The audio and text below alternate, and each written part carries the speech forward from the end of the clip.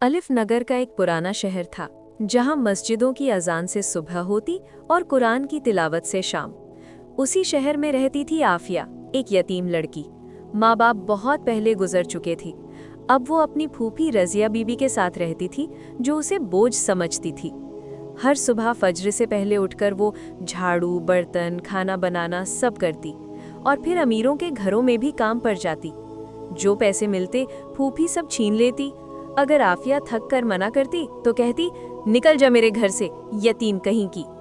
एक दिन रजिया बीबी ने उसे यजीद खान के हवेली भेज दिया, क्योंकि वहां ज्यादा सिक्के मिल रहे थे। वहीं से आफिया की असली आजमाइश शुरू हुई। हवेली में सब नेक थे, सिवाय छोटे बेटे रईस खान के। रईस जवान, खूबसूरत मगर घमंडी और दुनियादार था। उसने आफिया को नौकरानी नहीं, मजाक का खिलौना समझ लिया। कभी उस पर हंसता, कभी उसका मजाक उड़ाता। अरे यतीम लड़की, ऐसे काम करती है जैसे नींद में हो। आफिया चुप रहती, बस दिल में कुरान की आयतें दोहराती। फ़इन्ना माअल उसरी युसरा, मुश्किल के साथ आसानी है। रात को वो मुसाफ खोलती और दुआ करती, या रब मुझे सब्र दे, जैसे तूने हजरत अय्यूब को दिया था। एक दिन रईस ने हद कर दी। दोस्तों के साथ आफिया के मोहल्ले जाकर उसे सबके सामने शर्मिंदा किया। पूरा मोहल्ला सन रह गया। आफिया घर में छिपकर रो पड़ी और उसी रात रईस को बेचैनी ने जगा दिया।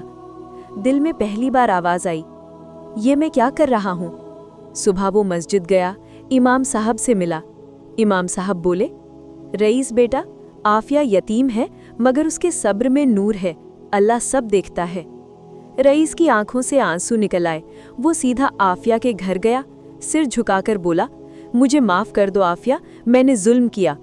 आफिया ने सिर्फ इतना कहा, अल्लाह माफ करने वालों को पसंद करता है रईस साहब। और वहीं से रईस की जिंदगी बदल गई। वो नमाजी बना, गरीबों की मदद करने लगा। आफिया फिर भी वही रही, सादगी में, सब्र में और अल्लाह की रहमत में।